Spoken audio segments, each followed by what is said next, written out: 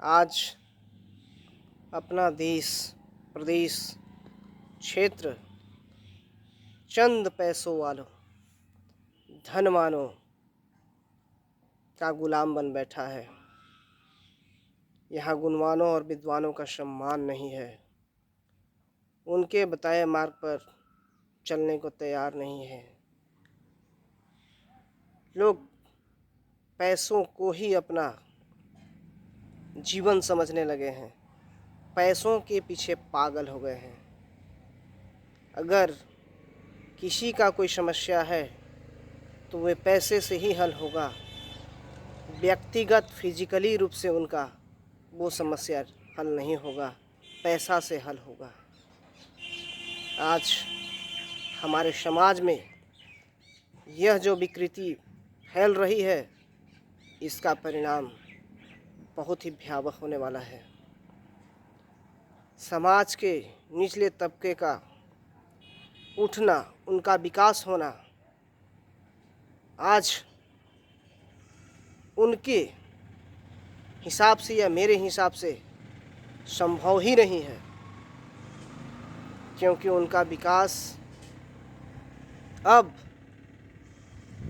हमें नहीं लगता है कि हो पाएगा, क्योंकि यह देश, प्रदेश, क्षेत्र चंद पैसे वाले पूंजीपति कॉरपोरेट के हाथों में चला गया है और वही अपना शासन चला रहे हैं। मानो सरकार की जितनी भी नीतियां हैं सब उन्हीं के बदौलत चल रहा है, उन्हीं के हाथों से चल रहा है। ऐसा मैं इसलिए कह रहा हूँ कि इसके पीछे रीजन है, तर्क है, तथ्य है कि कोई भी सरकार की नीति है वो पूर्णतः लागू नहीं होता है।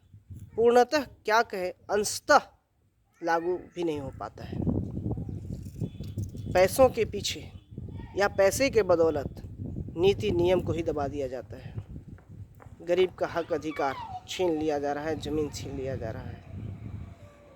गरीब आदमी अपने अधिकार और न्याय के लिए आवाज़ भी उठाता है तो उसे आस पास पड़ोस समाज के लोग ही दबा देते हैं कि पैसे वाले हैं, तुम उनसे नहीं लड़ पाओगे, तुम्हें मार देंगे, तुम्हें दफना देंगे, तुम्हारा अस्तित्व मिटा देंगे, यह कहकर उन्हें दबा दिया जाता है।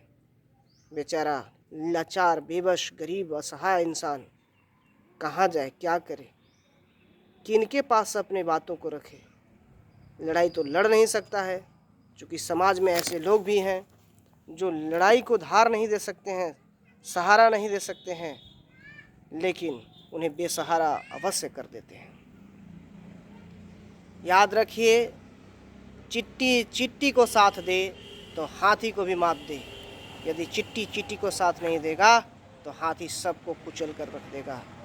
इसलिए मेरे प्यारे नौजवान साथियों, अन्याय, अत्याचार, भ्रष्टाचार, हकमारी, हक अधिकार के लूट के खिलाफ जागना होगा, एकजुट होना होगा, संघर्ष करना पड़ेगा।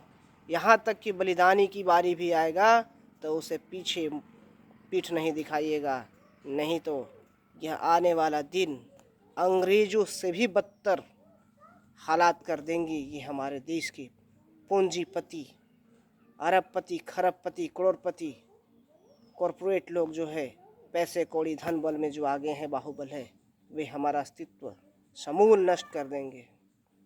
इसीलिए मेरे प्यारे नौजवान साथियों, एकजुट होइए और इन सभी समस्याओं से एक साथ लड़िए, तभी जाकर हम इन समस्याओं से निजात पा सकते हैं। तब कहीं जाकर हमारा अस्तित्व कायम रह पाएगा, अन्यथा नहीं रह पाएगा। समाज के सभी वर्गों से मेरा आह्वान है कि एकजुट होकर अपनी लड़ाई को लड़े और ये नहीं कहे कि तुम्हें दबा दिया जाएगा, तुम्हारा अस्तित्व समाप्त कर दिया जाएगा, बल्कि अगर कोई अन्याय के खिलाफ आवाज़ उठाता है, हकमारी के खिलाफ आवाज़ उठाता है, आपके अधिकार के लिए लड़ता है, तो उसे साथ दीजिए, नहीं कि उसको मात दीजिए। ऐसा कतई नहीं कीजिएगा, नहीं तो आपका भविष्य गहरे अंधकार में जा रहा है। अगर एक नौजवान आपके साथ खड़ा है, लड़ रहा है, नीति नियम के साथ चल रहा है, तो उसे सहयोग कीजिए, सपोर्ट कीजिए, प्रमोट कीजिए, और तब जाके वो समाज का कर्णधार बनेगा, इस देश का आधार बनेगा। यदि आज ही आप उसका मनोबल को तोड़ दीजिएगा तो समाज में कौन पैदा लेगा जो आपको इस अन्याय और अंधकार से उबारेगा। ऐसा करने वाला बिरले ही जन्म लेते हैं, इसलिए उनको सपोर्ट कीजिए। और समाज में जो फैल रहे भ्रष्टाचार है, अन्याय है, जो हकमारी है, उसे मिटाने के लिए सब एकजुट होइए।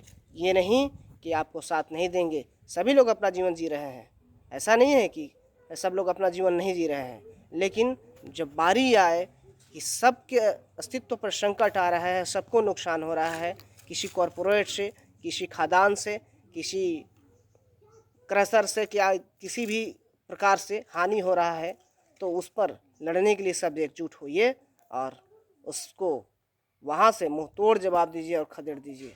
तब जाके ये आम आदमी का एकता का परिचायक बनेगा, अन्यथा नहीं बन पाएगा।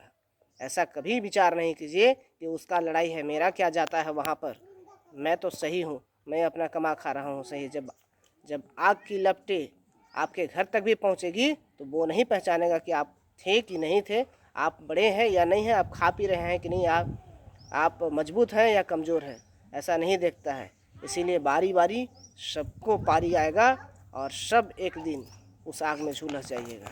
इसीलिए आप सभी ऐसा प्रण कीजिए कि एक दूसरे का साथ दीजिए और हर कठिनाई को मात देने का प्रयास कीजिए।